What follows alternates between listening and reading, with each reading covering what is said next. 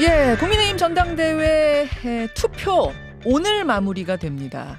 지난 금요일과 토요일에는 모바일 당원 투표가 있었고요. 어제와 오늘 이틀간은 당원 ARS 투표 그리고 일반 국민 여론조사가 진행 중입니다. 3일 차인 어제까지 투표율은 45.98%. 지난 전당대회의 3일차하고 비교를 하면 7%포인트 낮은 수치입니다. 과연 이 낮은 투표율이 막판 변수가 될까요? 특히 주목이 되는 건 선거 막판에 불거진 패스트트랙 공소 취소 요청 공방입니다. 마지막 방송 토론에서 나경원, 한동훈 두 후보 간의 공방이 대단했습니다. 듣고 오죠. 나경원 대표님은 당시에 당직도 아니셨고요. 개인 차원에서 저한테 부탁하신 거였잖아요. 그게 개인 차원입니까? 예, 저는 개인 차원입니다. 아니 그게 개인 차원입니까? 예. 저는 27명에 제가 제 것만 빼달라 그랬습니까? 한동훈 후보 똑바로 말하세요. 개인 차원이라고요, 제가? 예. 제 거를 빼달라 그랬습니까? 예. 네? 네? 예. 저를 이렇게 모욕하실 수 있습니까? 아니, 제가 27명의 의원들이 기소되었고 우리 거를 공소 취소하려면 야당 의원도 같이 공소 취소를 해야 되니까 그걸 같이 해달라는 이야기 나오니? 아니었습니까? 나오니? 제 것만 뺄 수 있습니까? 나오니? 지금 예, 나 후보님 그 뒤에는 뭐냐면은 법무부 장관은 그런 일 할 수 없는 것이다. 뭐 이런 얘기가 있는 이런 공방. 과연 이 패스트트랙 공방이 선거 결과에 어떤 영향을 미칠까요? 두 캠프의 대변인 지금부터 차례로 연결해 보겠습니다. 먼저 나경원 후보 캠프의 김민수 대변인 만나보죠. 김민수 대변인님 나와 계십니까? 네, 안녕하세요. 반갑습니다. 예, 일단 투표율부터 좀 보죠. 지난 전당대회보다는 낮아요. 그 이유 네네. 뭐라고 보십니까? 아무래도 여기 지금 전당대회 기간 중에서 저희들이 보여드렸던 좀 보기 안 좋은 모습들, 네, 이런 것들에 대해서 좀 당원 여러분들께서 염증을 느껴서 투표 포기를 하시는 분들도 있을 것 같고요. 그리고 또 한동훈 후보 지지자들 중에서 뭐 예. 중약성 지지자들 같은 경우는 좀 더 검증이 필요하겠구나, 혹은 좀 물음표를 찍어서 투표 포기하거나 투표를 보류하신 분들이 있을 거라고 생각됩니다. 네. 그러면은 예상보다 좀 낮은 투표율은 한 후보에게 불리하다. 나 캠프에선 그렇게 보시는 건가요? 지금 일단 뭐 한동훈 후보 측에서 계속해서 주장했던 것이 65% 이상이 넘어가면 1차에서 끝난다라고 했었고, 네. 예, 높은 지지율이 나올수록 한동훈 후보에게 유리하다라고 했었는데, 한동훈 후보 측 캠프와 주장과 지금 반대되는 일들이 벌어지고 있으니까요. 아무래도 한동훈 후보 측의 기존보다는 좀 불리한 형국이 아닐까 생각됩니다. 한동훈 후보 측에서는 네. 1차에서 과반 얻으면서 끝내는 거 여전히 유효하다. 투표율 낮아진 건 큰 영향은 없을 것 같다. 이렇게 자신하고 있던데 좀 다르게 보시네요. 뭐 주장이 일관돼야 되니까요. 뭐 이때까지는 투표율이 높을수록 그 과반 득표율이 높을 것이다라고 했는데, 이제 지금 뭐 7% 정도 차이가 나는데, 지금에 와서도 뭐 여전히 유효하다라고 하는 거는 뭐 앞뒤 인과관계가 좀 맞지 않지 않나, 그렇게 생각됩니다. 그렇게 네. 보세요. 지금 말씀하신 대로 막판 변수가 된 그 패스트트랙 사건 공소 취소 요청 공방, 그 공방 한번 짚어보겠습니다. 네네. 한동훈 후보가 밝힌 입장은 이래요. 정치인과 법무부 장관의 입장은 다르다. 즉 법무부 장관은 정파적인 이유로 움직여도 안 되고 자칫하면 오해 산다. 따라서 그런 부탁은 나 의원이 하셨어도 안 됐고, 또 받았을 때 거절하는 건 너무도 당연한 거 아니냐. 이런 입장 어떻게 보십니까? 보수에 대한 이해도가 아직 낮으신 것 같아요. 그리고 그건 개인적인 부탁이나 청탁으로 표현해서 되는 사건이 아니고요.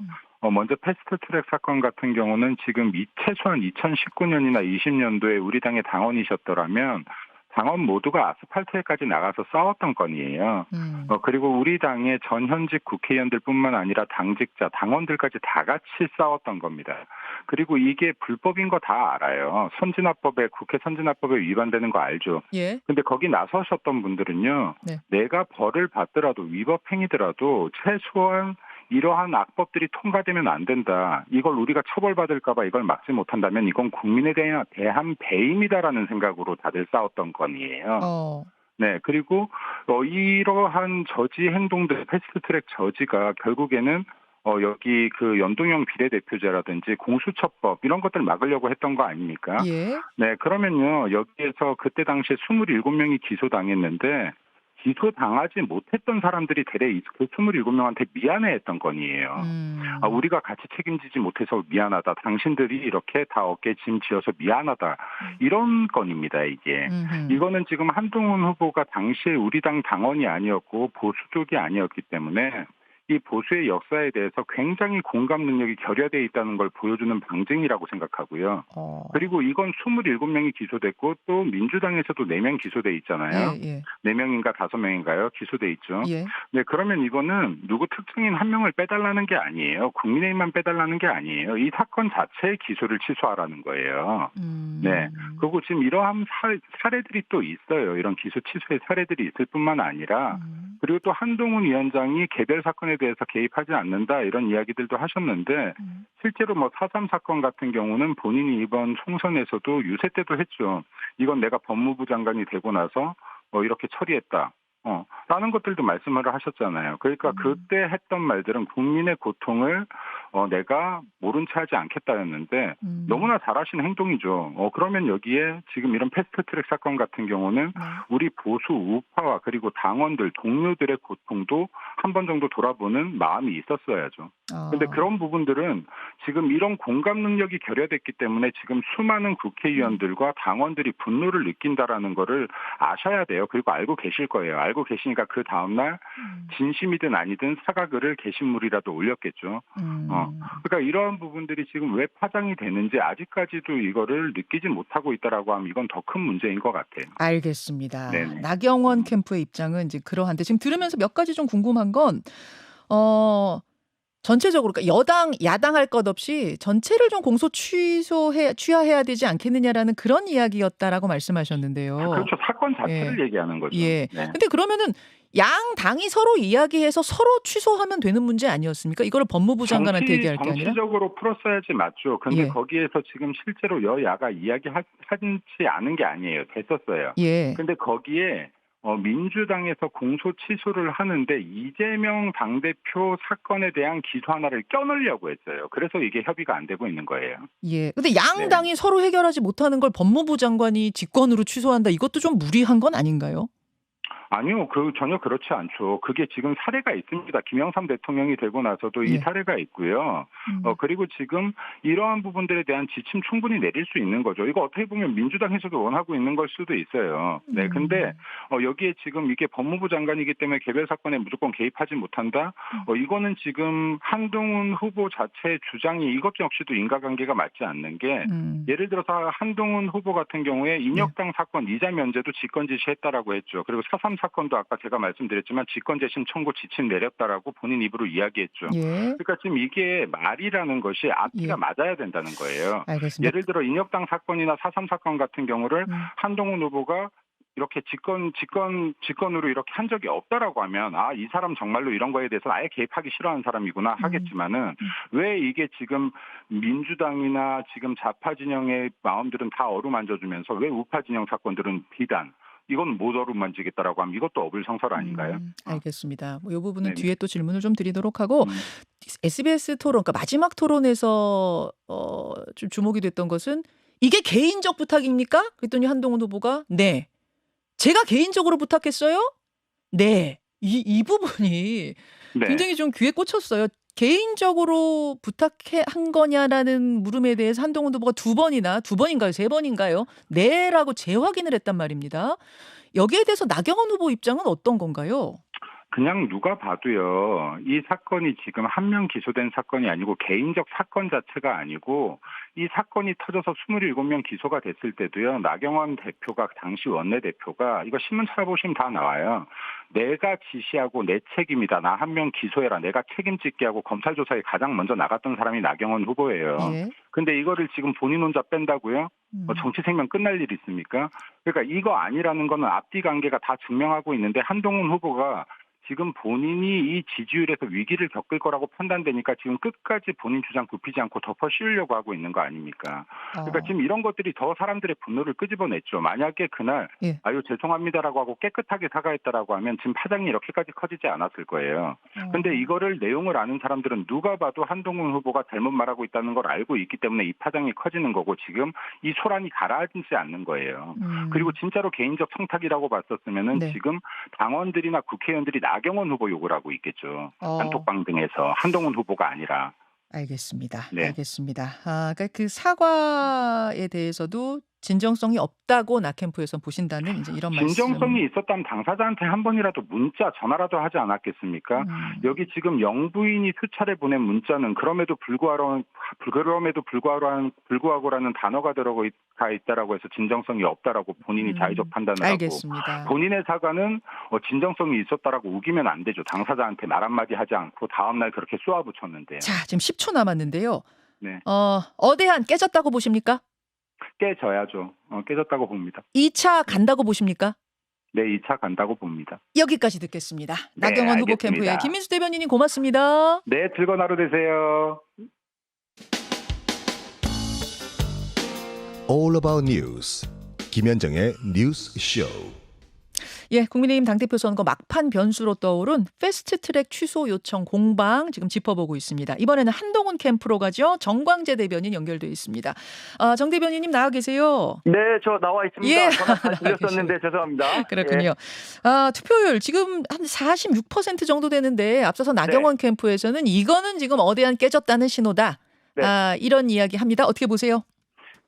후보별로 해석은 자의적일 것이라고 봅니다. 그래서 나경원 후보나 원희룡 후보 모두 자신들에게 유리하게 해석하는 것은 당연한 일이라고 생각하고요.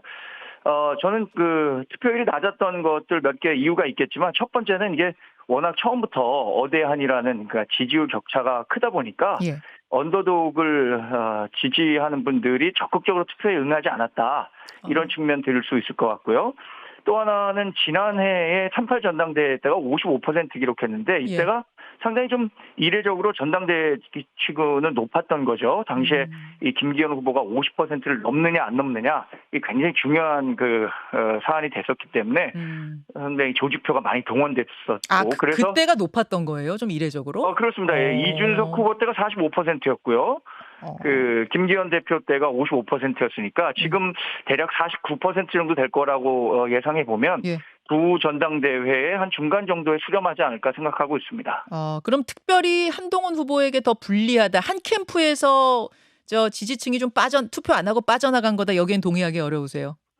저희는 뭐 당심과 민심 모두 이번 전당대회에 대한 변화에 대한 열망이 크다고 보기 때문에 그리고 또 굳이 지지 강도를 따진다면 한동훈 후보에 대한 지지 강도가 다른 타 후보에 비해서 높기 때문에 적극적으로 더 투표에 임하면 임하지 이게 지지율 하락으로 연결될 거라고 생각하지는 않습니다. 막판에 그 변수 때문에 좀 흔들리고 빠진 게 아니라 오히려 그 막판 변수 때문에 지지층은 더 결집했다고 보시는 거예요?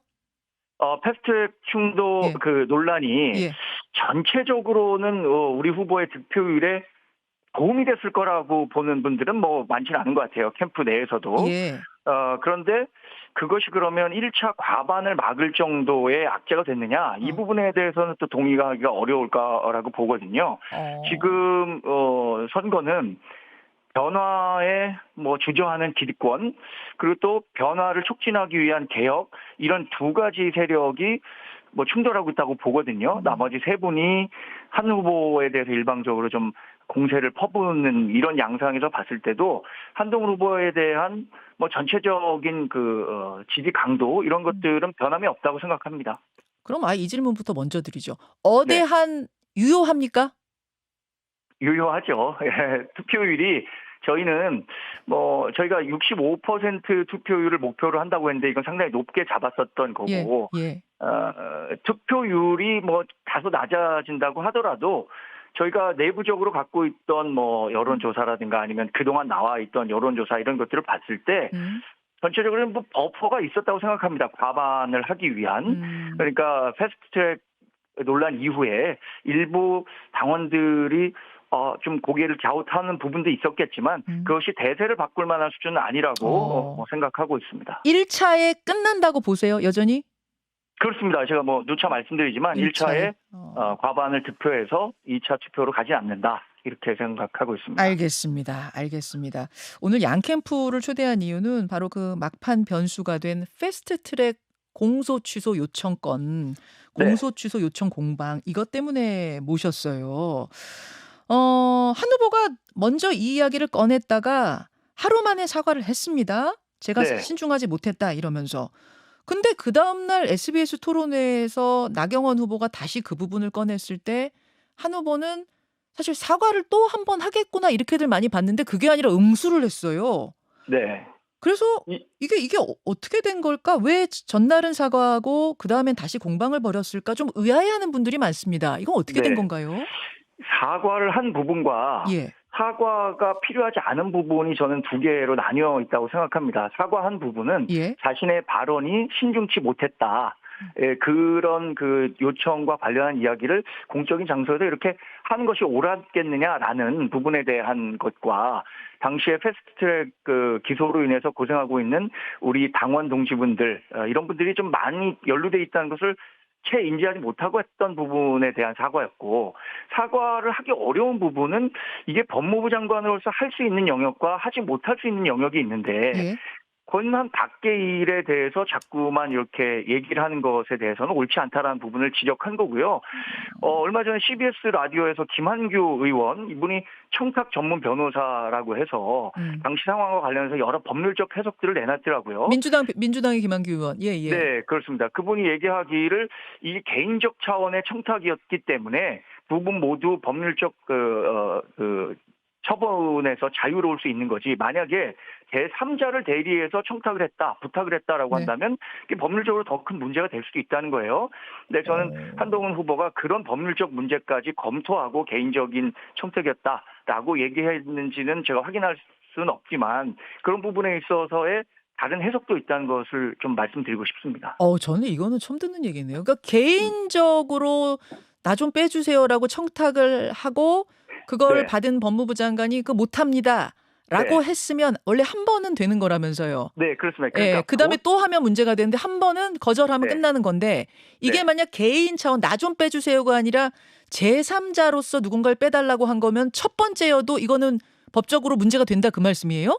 그렇죠. 그러니까 본인 청탁의 경우에 제재 대상이 아니지만 제3자를 위한 청탁의 경우에는 제재 대상이 된다는 거죠. 이건 명확하게 청탁에 관한 법률 안에 나와 있더라고요. 저도 확인을 했습니다. 그러면 이 부분에 대해서 인지를 하고 법 전문가인 한동훈 후보가 그날 그렇게 답한 것이다 그 말씀이세요?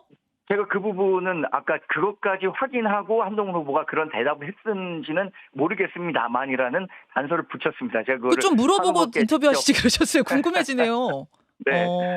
그렇군요. 그것까지 생각하고 했을 수도 있다. 네. 아, 그래요? 알겠습니다. 그 앞에서 나경원 캠프에서는 그렇게 말씀하시더라고요. 저 개인적 부탁 아니었고 전체 그 27명의 의원들에 대한 이야기였고, 그리고 공감 능력이 결여된 것 같다. 한동훈 후보는. 이게 얼마나 당원들과 의원들 마음에 상처를 준 일이었는데 그걸 꺼내가지고 이야기를 하느냐. 이제 그 부분 이야기했고, 또 하나는 여야가 다섯 낀 일이니 얼마든지 인혁당 공소 취소하고 4.3 사건 공소 취소했듯이 그렇게 할 수 있는 문제 아니냐. 개별 사건에 대해서 장관이. 어떻게 생각하세요? 당시에 여야 문제를 다 공소 취소하는 것들을 여야 합의가 좀 이루어졌다면 법무장관이 쉽게 결론을 내릴 수도 있었다고 저는 보거든요. 근데 그렇지 못한 사안이었기 때문에 여당에서 주장하는 공소 취소를 법무장관이 하기 어려웠다는 말씀을 드리고요. 저는 한동훈 비대위원장이 1월 21일에 비대위원장 사퇴 요구를 받았다라고 했음에도 불구하고 1월 22일에 패스트트랙과 관련해서 고생하고 있는 변호사 여러분들을 만나서 여러분들 노고가 많다. 자신이 더 많이 법률적 지원을 할 수 있도록 하겠다라는 간담회를 주재했어요. 그리고 지금 당 대표가 된 다음에도 이 문제로 인해서 피해를 본 분이 없도록 최대한의 법률적 지원을 하겠다고 약속을 드린 만큼 그 과정을 좀 지켜보시면 좋겠다는 생각을 하고 있습니다. 알겠습니다. 감정선을 건드렸다는 부분에 대해서는 지금 그럼에도 불구하고 패스트트랙 그 변호사들 만나서 이야기한 것들 그리고 당원들에게는 어쨌든 이 부분 사과한 것들 이런 걸 좀 봐달라 이런 말씀이신 것 같은데요. 네. 지금 김옥균 프로젝트라는 이야기가 정치권에 돌고 있어요. 이게 뭐냐면은 저도 봤습니다. 보셨어요? 네. 그 찌라시 도는 거? 그럼요. 여의도 정보지를 통해서 봤는데 저는 그거 보고 현실성이 굉장히 결여돼 있다고 봤습니다. 첫 번째는 그때 이준석 대표 체제와 지금의 이제 한동훈 대표 체제가 만약에 들어설 경우에 정치 지형에 큰 변화가 있었다고 보는데요. 첫 번째는 윤석열 대통령의 리더십과 그립감 그리고 또 친윤들의 어떤 정치적 영향력 이런 것들이 당시와 현재는 굉장히 큰 차이가 있고요. 자, 20초 남았습니다. 네, 현역 의원들의 지지 지원 이 부분도 차이가 있고 앞으로 또 정권 재창출에 누가 도움이 될 거냐에 대한 판단을 당원과 민심이 해줄 거라고 생각합니다. 한동훈 후보가 대표되더라도 100일 천하일 것이다. 동의하십니까? 그렇지 않죠. 우리 당의 변화를 통해서 정권 재창출의 길로 갈 겁니다. 예. 알겠습니다. 네. 여기까지 오늘 말씀 듣도록 하죠. 정광재 대변인님 고맙습니다. 네, 고맙습니다. 예, 한동훈 캠프 정광재 대변인까지 만나봤습니다. 김현정의 뉴스쇼는 시청자 여러분의 참여를 기다립니다. 구독과 좋아요, 댓글 잊지 않으셨죠? 알림 설정을 해두시면 평일 아침 7시 10분 실시간 라이브도 참여하실 수 있습니다.